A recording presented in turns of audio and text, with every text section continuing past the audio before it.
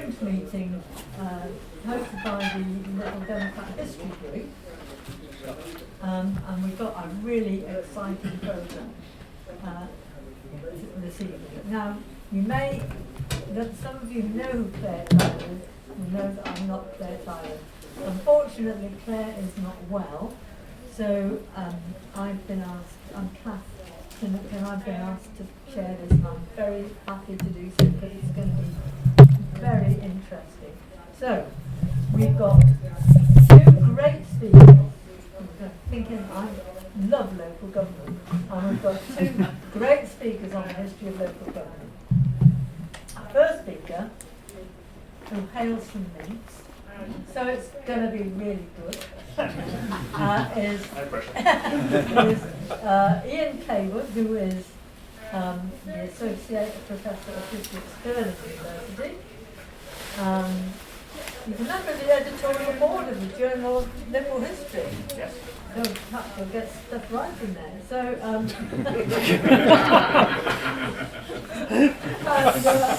So he's written lots of books about political history, but his latest book, which sounds as if it's going to be really interesting, is The Revolution in Governance, the Emergence of the Public Service Ethos in Britain Now. We could really do with relearning that lesson. Yes. So I'm told it's 200,000 words, so it's going to it's going to be good. So and then each speaker is going to have about 15 minutes, 15, 20 minutes, and then following Ian, we get Manchester. So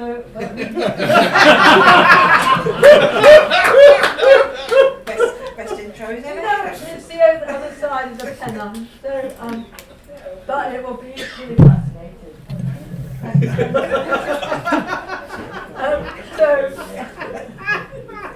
It's all right, we've talked before.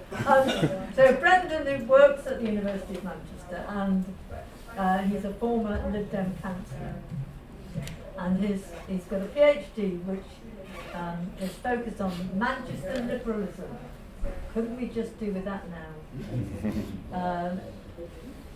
But with special reference to the career of Ernest Simon.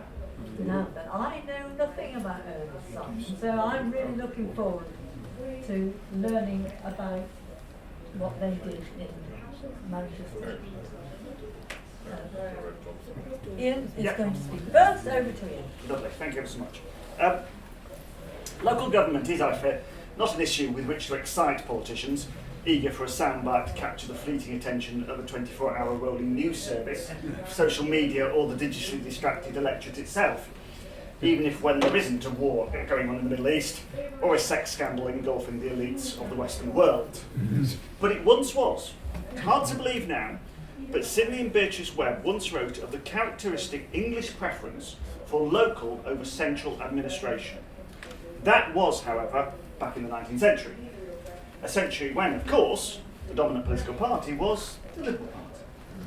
In my forthcoming book, The Revolution in Governance, I argue that one of the key elements in the creation of a robust system of good governance, high public standards, is the public service ethos, the commitment of public servants to the common good, what I sometimes refer to as the institutionalisation of altruism, which is incidentally the main reason why almost none of us in this room have ever paid or been asked to pay a bribe by a public servant in our lives. Mm-hmm. Something which is not uncommon elsewhere in the world, and which of course is the normal state affairs in the period before 1830 in Britain itself. But this ethos had its origins in local government and in provincial Britain, not in London, not in the metropolis. In my book, I point out that one cannot detect the emergence of the public service ethos in many of the central institutions of the British state. For example, the Corporation of the City of London was still elected on the basis of a medieval constitution that allowed it to operate as a state within a state and to avoid the systems of accountability that were beginning to be introduced elsewhere. and it still does.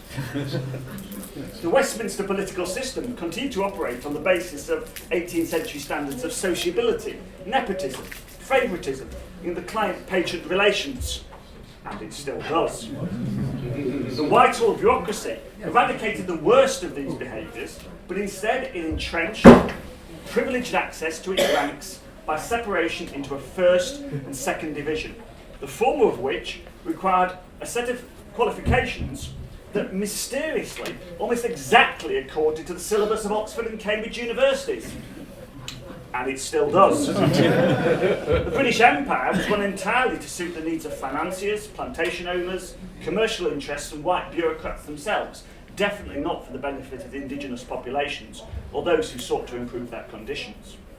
Instead, it was in the provinces where the creation of effective systems of inspection of dangerous working conditions and public institutions was undertaken.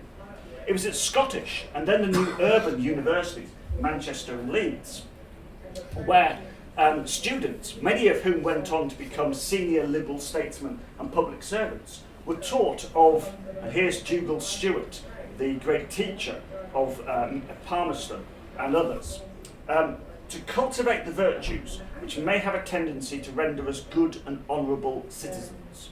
He was Professor of Moral Philosophy at the University of Edinburgh, and that's a direct quote from one of his earliest lectures.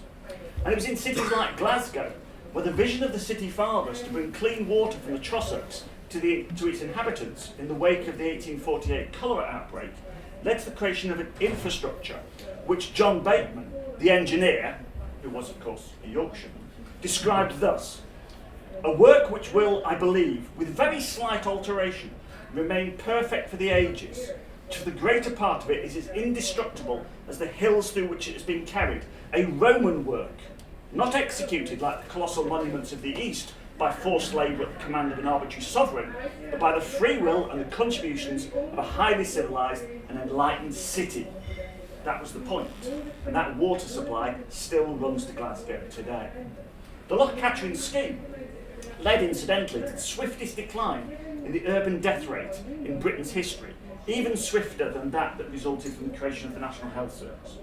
And although Liberals in Birmingham merely followed where Glasgow led in the provision of the water supply from the Welsh reservoirs, it was here, of course, where the concept of the civic gospel was first articulated by George Dawson, who saw the city as a solemn organism through which should flow and in which should be shaped all the highest, loftiest and truest ends of a man's nature. It was the autonomy that these Victorian cities enjoyed that enabled these ambitions to be realised by men such as Joseph Chamberlain, who turned Birmingham from a synonym for penny-pinching economy into the model city of the modern age, with effective sewerage, slum clearance, redevelopment, and the provision of civic, cultural and social amenities, paid for by the profits arising from the municipal takeover of the gas and water supply. In those days, there was almost no legislation controlling the activities of a city. Ideas and innovations were made in the cities and then picked up by Whitehall. As late as 1920, 70% of the money spent by councils was raised locally. The Treasury, culturally wedded to retrenchment in public spending, which it still is, simply did not concern itself with spending by local councils. Not all local governments, however, had such lofty ambitions, we need to point out. Some, like Anglican Liverpool and Unionist Belfast, were riven with sectarianism and were dominated by commercial interests who remained in power by rewarding the majority Protestant population with better housing, schools and services at the expense of the Catholics and the seagoing transient population. Others, such as Salford, who gets another chapter in my book, suffered from poor quality and dangerous gas supply tolerated by a council committee who failed to ask how their gasworks manager was able to afford a carriage and four, a hunting box, racehorses and considerable investments in shipping and newspapers on his modest salary. But even such conduct did have its rewards. For in 1888, after the exposure of the series of gasworks scandals, the Metropolitan Board of Works, which had been set up without any systems of transparency or effective oversight, was found to have been corrupted by property developers in the West End. And it was a number of Liberal Unionist MPs, led by Sir John Lubbock, who pressured the Tory minority government for its replacement by the London County Council, and the introduction of the very first piece of anti-bribery legislation, the Public Bodies Corrupt Practices Act, which incidentally remained the centrepiece of anti-corruption legislation for the next 120 years. It was only repealed in 2010. So, at the end of the first half of the 20th century, the relationship between central and local government began to be reversed. The development of the control required by the two world wars contributed to this centralising trend, as of course did the creation of a national government in the consequences of the financial crisis of 1931. But there were also changing political trends, the rise of the Labour Party with its commitment to nationalisation, the creation of a welfare state, and the demand for the equality of provision of service. There was a growing conservative reaction to the strength of the left in local government, so-called popularism, in the interwar period, and the emergence of ratepayer groups lobbying for more centralised control of local spending. As a result, during the 20th century, local government's share of total state expenditure fell from 51% to 24%. By 1950, electricity, gas, hospitals and major trunk road provision were all under central control. By the 1970s, water supply, sewerage and local health services would join. This is a shift from Chamberlain's gas and water corporatism, wasn't socialism, it was corporatism, to the local delivery of a national welfare state, removing from local government its commercial activities and forcing it to focus more on services for specific groups rather than the whole community. In 2007, Tristram Hunt spoke in Birmingham and described, I think very elegantly, what happened to local administration after 1945. The man in Whitehall knew best. The nationalisation of gas, water, electricity, the creation of the National Health Service, the welter of national edicts covering housing, culture and transport, catastrophically undermined civic initiative. As the state mushroomed, weakened councils submitted, first to Edward Heath's rationalisations, and then could only plead in vain against Mrs Thatcher's privatisations. Rate capped, surcharged, roundly dismissed as incompetent, local government became a client state of Westminster. It became, the patron was Whitehall, the client became local government. Incidentally, just to mention as I have a minute, I did give a talk at the much missed, I'm sure, Department of Levelling Up in May 2024, which I heartily enjoyed for just basically saying, well, you're not going to be here very much longer, are you?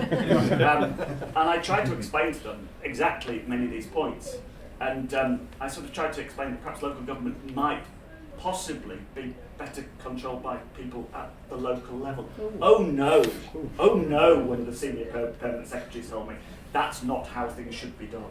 The man in Whitehall definitely thought he knew best. Sir Humphrey. It definitely was Sir Humphrey, you know, with his Oxford education, absolutely. I have to say that one of the most fundamental experiences in myself was coming to understand British political history was at the age of 13 watching Yes Minister for the first time. It went in so deep and I've never found anything to match it. I still show it to my students on a frequent basis. Anyway, what do we want to take away then as a lesson from all of this? And I'm talking, I know, to some people who are very much already convinced of this.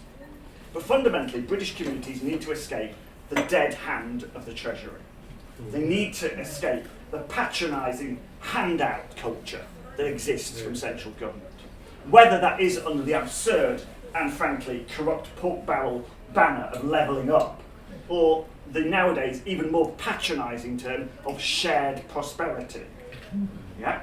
And of course, the other experience I had when I was in the Department of Local Government, which levelling up is part of it, of course, was the fact that I was in a shiny new building, and I looked around and I asked, how much did this cost? And I was told, £311 million. I looked at the budget of the Ministry of Local Government. Its budget is £46.2 billion. It employs 11,000 bureaucrats. isn't it possible this money might possibly be better spent by local government rather than by central government? Just the idea of a department of local government, if you think about it, is completely absurd, really. Anyway, it was just my experience I just wanted to share with you there.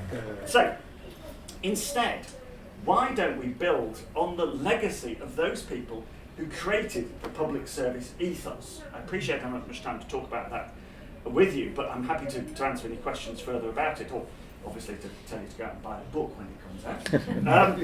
But it's worth bearing in mind that the legacy that people like Bateman said, they knew they were leaving a legacy behind them.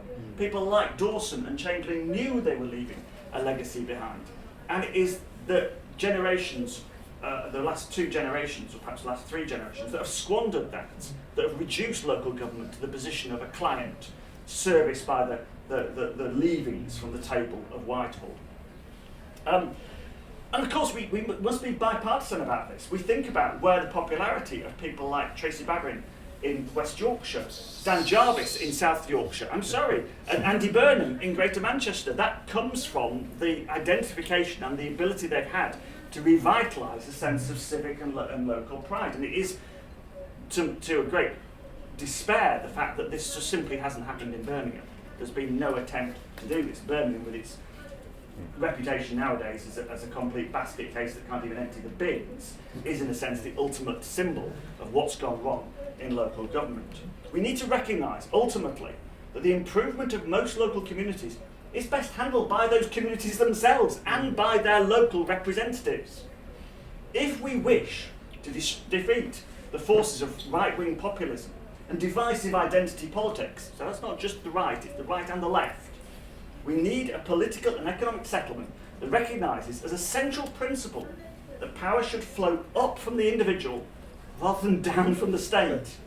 If the public service ethos did emerge, and it did, in the provinces, then it's about time we created the circumstances where once again the provinces can teach central government a lesson.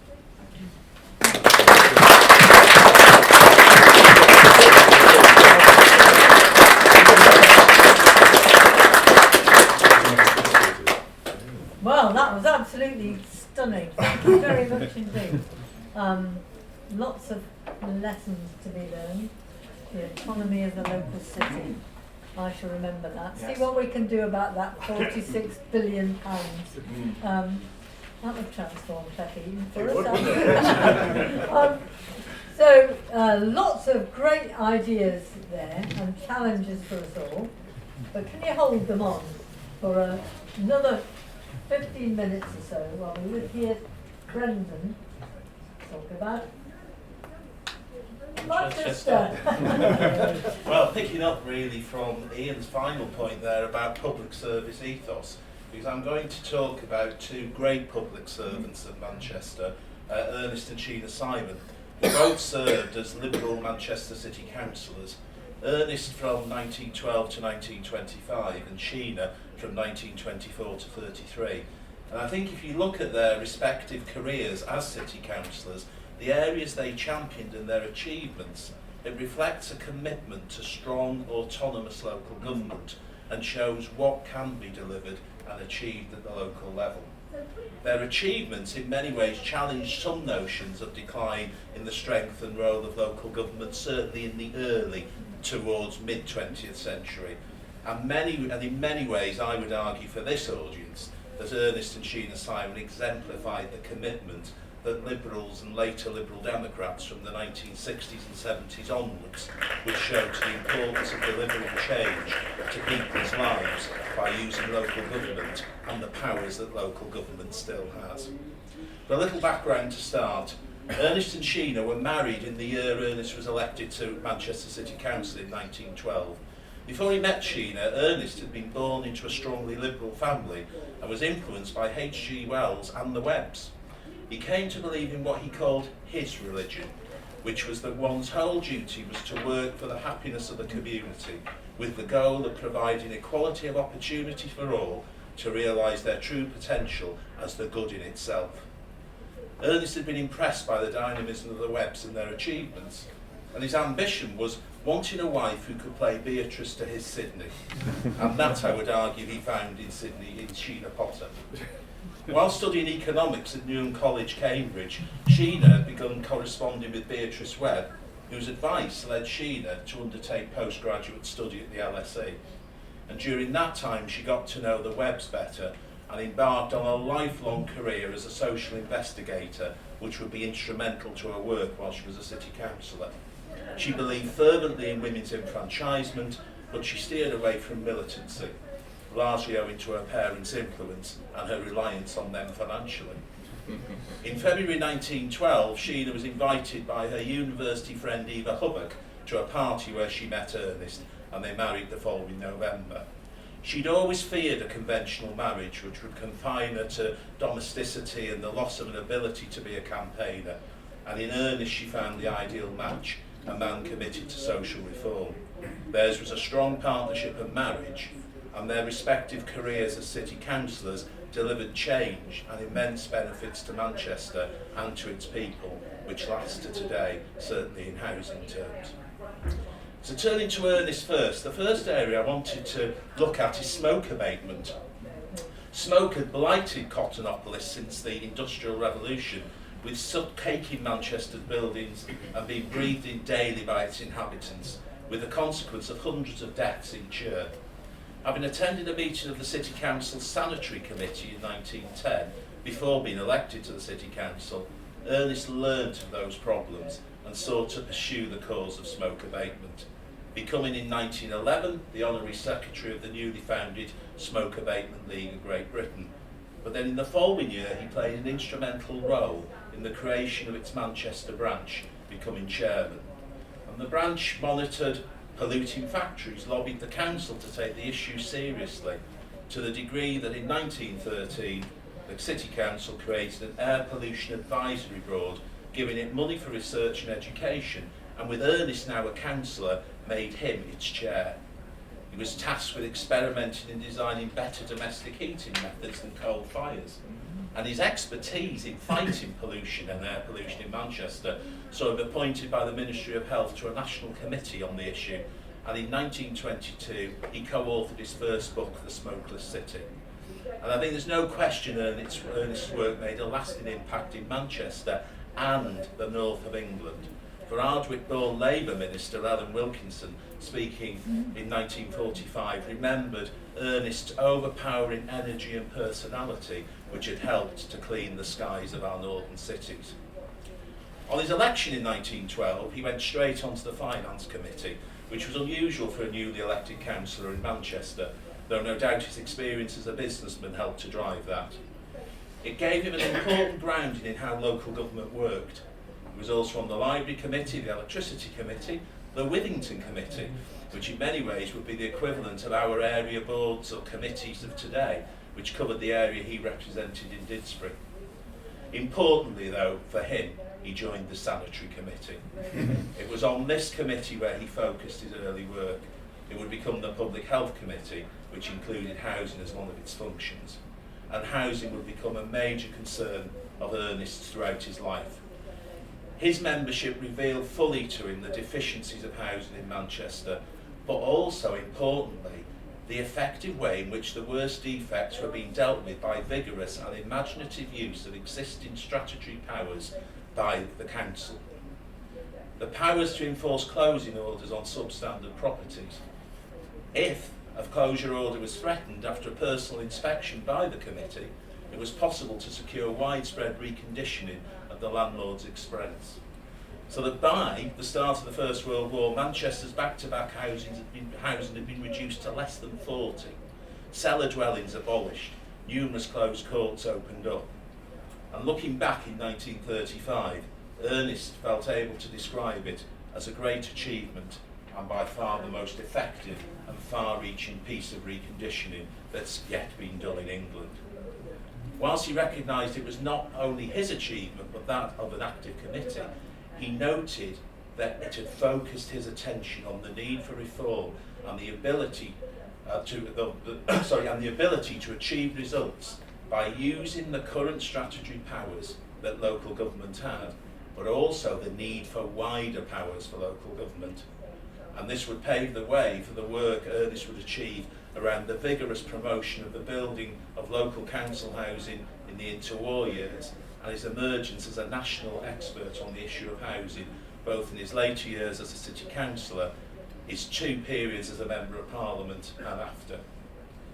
Ernest was re-elected unopposed to the council in November 1919, and those elections produced an electoral earthquake in Manchester, with the Conservative domination of 30 years swept away by a working progressive majority of Liberals and Labour councillors, which delighted Ernest, who, like Sheena, who I'll turn to shortly, always looked to work with other parties along progressive lines. In the context of Lloyd George's commitment to build homes for heroes in the coupon election and the 1919 Addison Act, Ernest was elected chairman of the Housing Committee, which opened a major opportunity for him to shape housing policy. His ambition was to make Manchester's housing scheme the best in the country, for him to do a bit of constructive socialism by showing that a municipality could build houses. Red tape and post-war scarcity of labour and materials, however, proved to be the undoing of Ernest's hopes, with the council only building a fraction of the houses they set out to construct. However, Ernest's vision for housing in Manchester saw the committee set in train the preliminaries for the creation of a garden city in Wythenshawe, south of Mersey, which would relieve Manchester's terrible overcrowding. And in 1926, Ernest would purchase Wythenshawe Hall and Park and give it to the City Council to allow the development of Wythenshawe. But I'll talk more of that shortly, because Sheena would become instrumental in that. What was Ernest's view of what local government could achieve? Well, he was a realist, and following his retirement from the City Council, he published a book, The City Council from Within, in which he detailed his experience as a councillor. He offers critiques of the frustration which the administrative mechanisms of the City Council could bring, but he also notes the many successes the role can offer. Throughout his years as a councillor, Ernest always sought ways where the use of local powers and efficiencies could deliver better services for local people on the ground. Something I know all Liberal Democrat councillors do to this day. As a side note, it is worth noting that for his sometime frustration with what could be achieved locally in the City Council, it was nothing on his opinion of the House of Commons. When an MP was constantly frustrated with parliamentary procedure, noting when first elected to the Commons, whilst the City Council could be unbusinesslike, it was efficiency compared to the Commons. In comparing the installation of a Speaker to a Lord Mayor, he said a whole week was wasted on what in a city could be done in an hour. He was also frustrated with the seating, noting every City Council provides a comfortable seat and a desk for every member. On the Commons, the lack of seats, the lack of a desk for papers, causes loss of time and efficiency, and he was never happy queuing and scrambling for a seat. In fact, once, failing to get a seat, he observed from the gallery Jimmy Klein sitting on Ramsay MacDonald's knee and Sir John Simon on Lloyd George's. I have that point as a point of amusement, and I'm sure the latter paints quite a picture, for we all know the animosity that existed between Sir John Simon and David Lloyd George. Now I hope the second part, talking about Sheena, will establish the importance of women in local politics, and particularly women after the First World War. So moving on to Sheena, in July 1919, Sheena had written to Ernest, noting the various conflicts that motherhood and marriage brought against being active in public life. At this point, she was toying with joining with him on the City Council. The ambition, though, was complicated by the attitude of others, with at least one person suggesting that a husband and wife could not serve together as elected members. Now imagine that today. Any doubts, though, Sheena may have harboured were totally dismissed during her year as Lady Mayoress of Manchester. In November 1921, Ernest became Lord Mayor with Sheena as the Lady Mayoress, and from the outset, Sheena made absolutely clear she was not going to be a mere adjunct, opening bazaars and sitting next to her husband while he made speeches. In an initial interview, she made clear she was going to use the role to make Manchester a cleaner and better city, prevent social evils and educate men and women in the duties of citizenship. Sheena's feminist views were emphasised in her first days of her term of office, when she refused an invite to give out Christmas presents at St Mary's Hospital because there were no women on the staff, or the Board of Governors. In the next few days, she presided over a meeting of the National Council of Women and a conference where she convened trade union leaders and people concerned with social welfare to look at the problem of unemployment among young women in the city. Her radical beliefs were fully demonstrated whenever she had the opportunity. A good example is opening a toy show. She stressed that dolls should be given to boys as well to encourage paternal instincts. Sheena's work intensified after Christmas when Ernest developed a severe case of double pneumonia, and she took on as many engagements as functions as she could while he recovered. Importantly, this included a series of 3 receptions to which all teachers from the nursery to university in the city were invited to recognise teaching as one profession. And Sheena's lifelong interest in education and Manchester school children stemmed in part from her period as Lady Mayoress. In fact, during her term of office of a year, she visited more than 50 of the city schools. In November 1923, in the local elections, she contested the Chiltern ward for the first time. She fought a strong local campaign, addressing public meetings, private meetings in homes, issuing literature and focusing on local issues, just as contemporary Liberal Democrat campaigns do and have done since the 1960s and 70s. She emphasised the need for a children's playground and an infant school in Chiltern. She noted the need for swimming baths and more playing fields.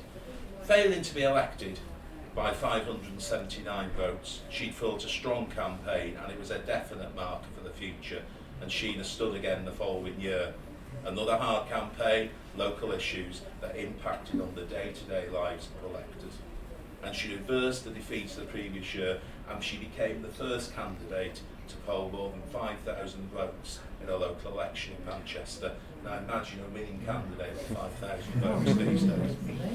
Sheena and Ernest became the first married couple to serve together on the City Council. Given her previous interest and work, she was appointed to the Education Committee. Sheena, like Ernest, was always willing to work across the political divide to achieve change. And in her early years on the Education Committee, she formed a strong, effective working relationship and friendship with the Labour councillor Wright Robinson, to the degree that in spring 1928, they collaborated to push the City Council to end the marriage bar for female teachers in Manchester. Sheena also worked well with the Director of Education, Spurley Hay, who was nationally renowned for his effectiveness. And working with Wright Robinson and Spurley Hay, she helped to deliver a major expansion in educational opportunity at a time of financial constraint. After the First World War, Spurley Hay had recognised the lack of secondary education in Manchester and promoted the building of central schools, which aimed to educate to the level of secondary schools that were the more technical focus. By 1928, there were 20 of those in Manchester, and Spurley Hay would recognise the effort and work Sheena invested into improving education in the city during her early years on the Education Committee, saying, there are too few members who take a keen and intelligent interest in the work of the committee. I tell you and give you more information than all the other members of the committee. Now, we've noted that in 1926, Ernest had purchased Wythenshawe Hall and presented it for the development of the garden suburb, and both he and Sheena would take a keen interest in its developments. And Sheena used her role again as City Councillor to good effect. She was appointed to the Wythenshawe Special Committee, which the City Council established to oversee the development of the new town, and she served as its chair from 1931 to 33. For Sheena, the work around the development of Wythenshawe and investment in housing was crucial in her approach towards public services. She explained that Wythenshawe was central in my endeavour, which has always been to provide the municipal service necessary to ensure eventually the goal of equal opportunity for every child in the city. They employed the architect Barry Parker, who designed Letchworth and Hampstead Garden suburb to design the new town. Sheena developed a close working relationship with him, encouraged his work, and when the first chair of the committee was less than proactive, key issues were always pursued. And once chair of the committee, Sheena intensified her work. The first action, asking all those departments which would provide services to the new development what land requirements they needed. She ensured attention focused on educational provision, connecting Barry Porter with people who could advise and deliver on this, and cultivating people who would be able to advise and make decisions on the provision of key services. She advocated for all areas of life in the new Wythenshawe, from the details of the colour of the bricks to be used to the broader need for communal facilities for the new residents. Influential and instrumental in decision making, Sheena's suggestions were always largely taken on board. While she was busy with Wythenshawe, she didn't lose sight of her work on the Education Committee, and in 1930 becomes Deputy Chair of the Committee, and in 1932 the first female Chair of the Manchester Education Committee. During that year, she raised and opposed the impact of the proposed policies of the national government, which you've already heard of, on educational opportunity. She was a formidable, radical opponent, and she utilised the chair to full effect, opposing proposals that would include cuts to teacher numbers, making teacher salary increases biennial rather than annual, and the closure of small schools, which she recognised would impact class sizes in Manchester. How the issues don't really change. Her career as chair and as a city councillor was cut short in 1933 when she was defeated by the Conservatives, and she didn't return to elected office. She did stand as an independent in the new Wythenshawe ward in 1934, but lost, and in 1935 joined the Labour Party and stood one last time under her new colours but failed to be elected. And whilst her career as a city councillor was over, she was co-opted to Manchester's Education Committee, a position she would hold until 1970. So something like 45 years of service, which allowed her to continue to pursue her interest in educational policy long into old age. Now, to conclude, I realise it's been a quick trip through Ernest and Sheena's Simon's careers as Manchester councillors, and I know, owing to time, I can't do full justice to all their achievements and interests. But what I hope I've been able to do is to show their approach was to utilise local government to promote social reform. The areas highlighted which they focused on while city councillors and after, especially housing and education, were all crucial parts of a universal system of public services and aimed to better improve the lives of people living in a successful democratic community.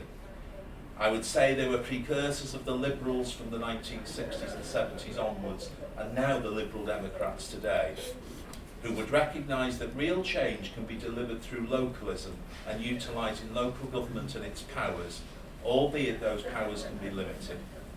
Ernest and Sheena Simon's recognition of what can be achieved through local government remains, I would say, as relevant today in discussions about the role of the state addressing social inequality in this country.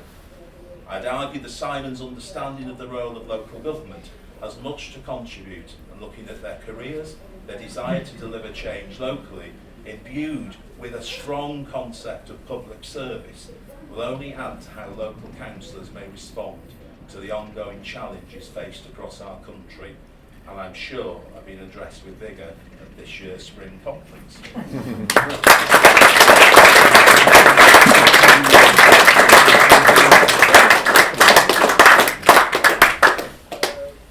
Thanks very much. My name is Dr Brendon, editor of the Journal of Liberal History. I'm just going to give you a brief advert for the Lib Dem History Group, for those of you who don't know.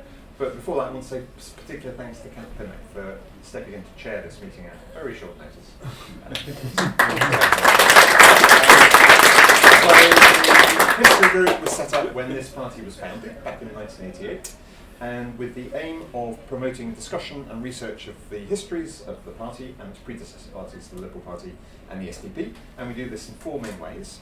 One is to organise meetings like this. I can tell you our next meeting in late June or early July in London, and probably in the National Liberal Club, will be looking at the general strike of 1926, because of course it's the centenary of the general strike.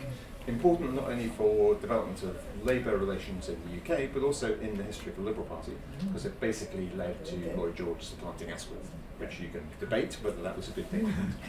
And then we'll have a fringe meeting at the Autumn Conference, and our plan at the moment is to cooperate with Lib Dem Women in organising a meeting about the contribution of women to Liberal history, stretching back 200 years, so even before women had the vote. and then there'll be further meetings in the future, obviously. Secondly, we publish the quarterly Journal of Liberal History. This is the latest issue. You can see it on our stand in the exhibition. The main article here is an analysis of the political skills of 2 of the last 4 Liberal Prime Ministers, Rosebery and Campbell-Bannerman, and part 2 of that, Asquith and Lloyd George, is in the summer issue, which will be out in, the spring issue will be out in April. And you can subscribe to this in either print or digital versions. Again, come and see us at the stand. Thirdly, we produce a range of short booklets, introductions to liberal history. This is our latest one. Came out at last conference, Liberalism, basically a examination of the historical roots and the ideas that came together to form the liberal democrat philosophy. And fourthly, we maintain a website at liberalhistory.org.uk, and you can see all of that there, recordings of previous meetings, information of what will be coming up. So please come and see us in the exhibition. We're in the foyer in front of the hall. Talk to us if you would like to get involved in running the group. We're always looking for volunteers. Have a look at what we publish and hopefully subscribe to the journal. Thanks very much.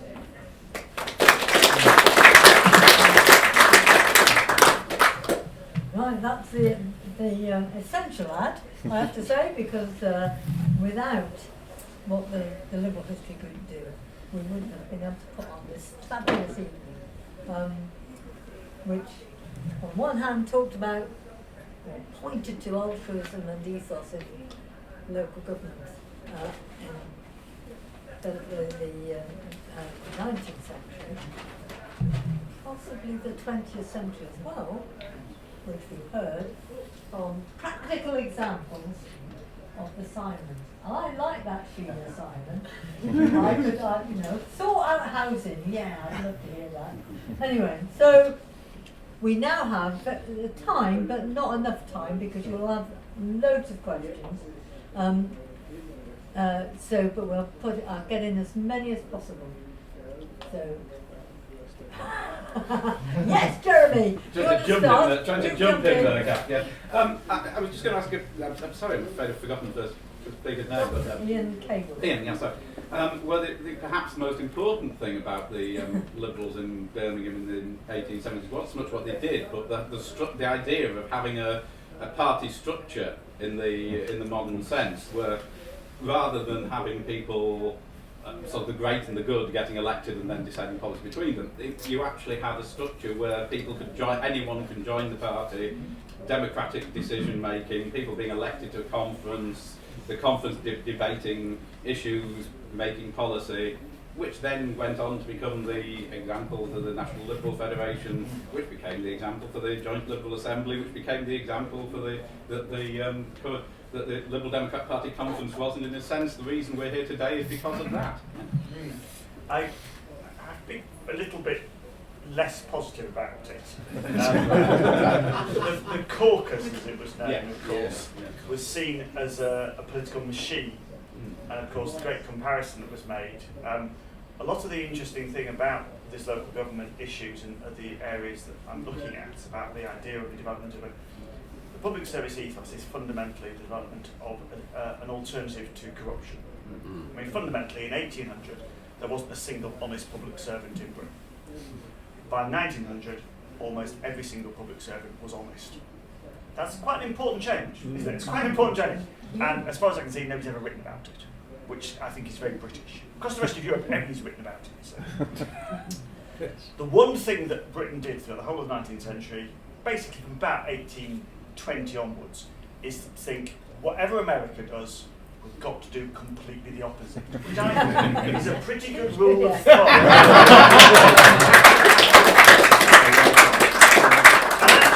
and actually, France and, to a small extent, the Netherlands, and also Belgium, but particularly Germany, become the great models of how Britain should reform itself. This idea that it all happens within Britain is very small-minded and parochial. Just like today, when anybody's studying corruption, we look at league tables of corruption and we watch Britain slide down it, of course. Thank you, Mr. Johnson. And as a result, we forget that that's exactly what they did in the 19th century. They're always making comparisons. And the problem was with the caucus is everybody made comparisons with Tammany Hall, which was the Boss Tweed system of running it. Now, I know it wasn't quite like that, But the problem with the caucus was it was fundamentally about a political machine, about attempting to push forward an alternative strategy to that run by the centre of the party. There was a battle going on there. But I argue, I wrote a piece for Ian Dale's book on political campaigns, and I argue in it that, in a sense, you needed a political machine, even though it wasn't quite as democratic as I think you're claiming it was. I think it was actually more about control and organisation. But the problem was that the alternative was aristocratic patronage. And it's better to have a political machine than to have aristocratic patronage. Neither are perfect, but then I don't need to tell this audience that very little in politics is perfect. And as a result, therefore, this model worked relatively well. But even the people who took part in it realised that it wasn't entirely perfect. So the interesting thing about my book is that it's a wonderful book. The interesting thing about the book is that I actually make a point of trying to avoid politics. Because as I sort of try to imply, politics is still fundamentally run on an 18th century basis.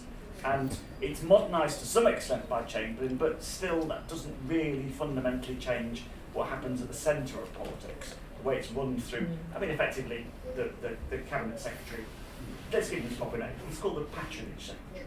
That's his proper name. He dishes out the patronage to keep people in order. He threatens to take away the patronage. You know, that's how politics at the centre works. So a political machine like that isn't perfect, that's my point, but it's less imperfect than the model that happens in Parliament. Sorry if that's a rather long-winded answer. I've got to be careful about being too positive about the caucus, because it wasn't seen as being quite as positive at the time. Thank you very much. Now I'm really going to try and get loads in. So what I'm going to do is get 3 questions, and that will force some answers. I hope some will come for Manchester as well as for the corruption stuff. 1, Martin, and then I've got 2 guys at the back, I'm afraid, have their hands up, as I saw. 1, 2, and then next time 1, 2, 3, if we can get that many in. First of all, both brilliant, I thought. Actually, Yeah. really fascinating. And I'm going to speak up for the local government in other bits of the country, apart from the big cities. And we're currently, in Gloucestershire, going through the existential sort of horror for a historian of seeing 150 years of borough government about to be abolished in local government reorganisation, along with hundreds of other councils across the country, by exactly the process that you described, actually, of this taking of this powerful, innovative government of the 19th century and its gradual sort of emasculation by central government, and it's still going on. But I'd actually want to pick up the international dimension, which you started to answer already, actually, which was because when I talked to our twin cities in America and France, we see much more freedom of action still at municipal level.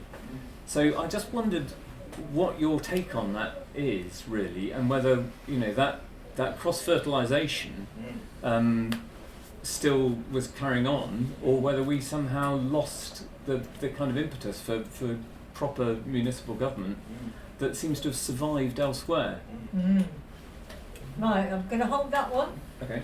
Next, please. I'm interested in the sort of public engagement with local government, because Brendon mentioned getting 5,000 votes in a local election. Was turnout in local elections, did it ever approach the levels of general elections? And if so, when did it decline to the current abysmal levels? And is it related to the decline in powers of local government? Good question.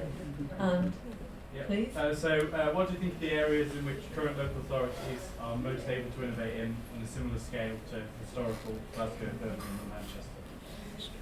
Right. Do you want to start with that question? Yeah. And then I'll turn to Brendon. Yes, absolutely. In terms of the international influence, that is the thing that's really been fascinating, the way in which that people are constantly looking at models of how practice took place elsewhere. In terms of sort of civic leadership, I can't say I've looked very closely at it, but there is a definite attempt to sort of try and think about how organising things at a local level is far more likely to prevent the development of very strong vested interests. The interesting thing particularly that was taken on by because I've looked at it from the opposite perspective. I looked at how other countries looked at Britain, and the one thing they valued more than anything else in Britain was the strength of the local media. And if we want one single answer to explain why, in a sense, local government is declining and why local government is really failing to capture the attention and the turnout, I would say there's a major significant problem with local media. And if I also said why corruption is starting to creep back into the British political system, it's the decline of the local media. And that was something that many other countries have picked up. I'm sorry I can't answer the question the other way because I've not really looked into it. But I've certainly seen that in Germany and France, they really thought that Britain was brilliant because they had all these local journalists who were great at digging up dirt. All the exposés of the gasworks and the Metropolitan Board of Works were all done by small local newspapers, usually being tipped off by a Liberal on the council who knew the inside story. Right? The only one they failed on, of course, was London, because that's where, of course, we still have the dominance of the City of London. But, you know, I'm sorry not to be able to answer it that way, but I thought I'd mention the press because I think it helps to explain the problem elsewhere. In terms of turnout, certainly turnout was higher in the period that I've looked at in local elections in Manchester. But let's also look at it and say turnout was higher in general elections as well, because that is the other point here.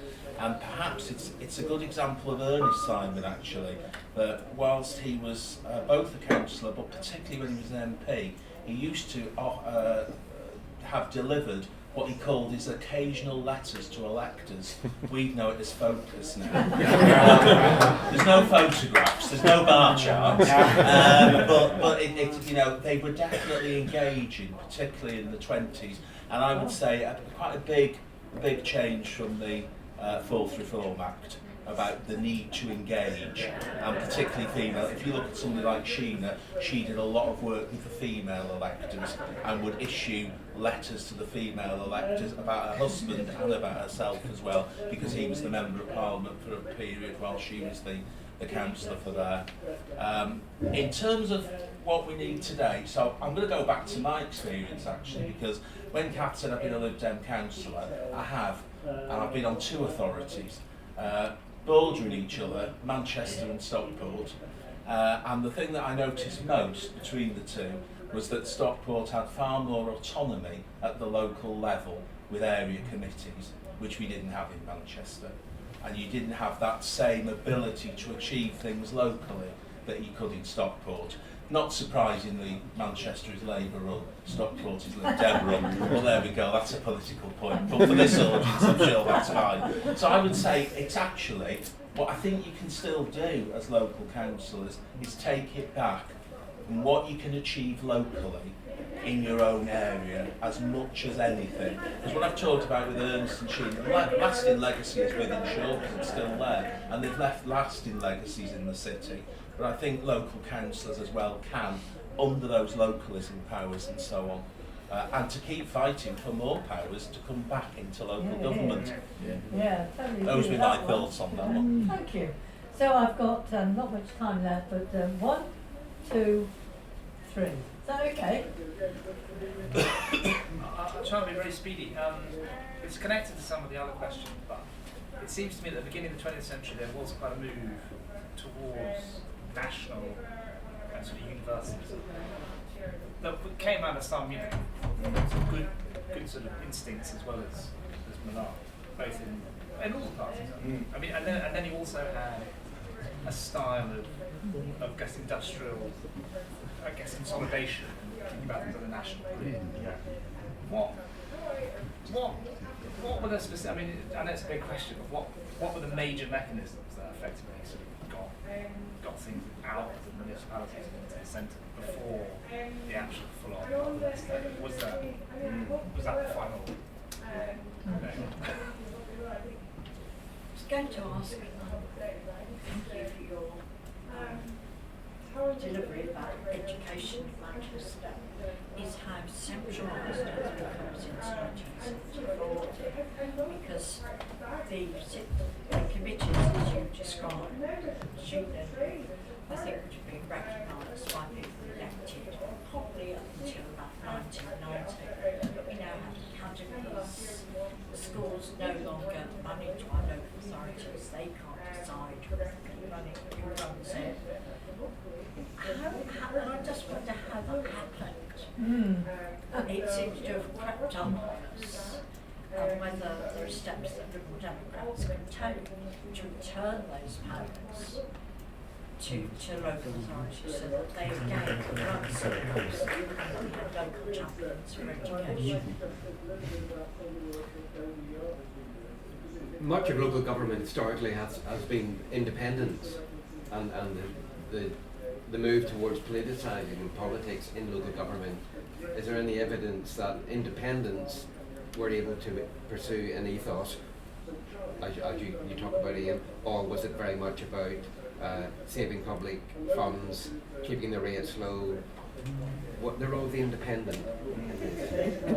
Good question. Now, we don't have a great deal of time. I've just been given that when you're going to finish type nod. Do you want to start? That's a great question. It is a good question, and I would say it's probably, again, what Ian was talking about, a national policy taking away from local.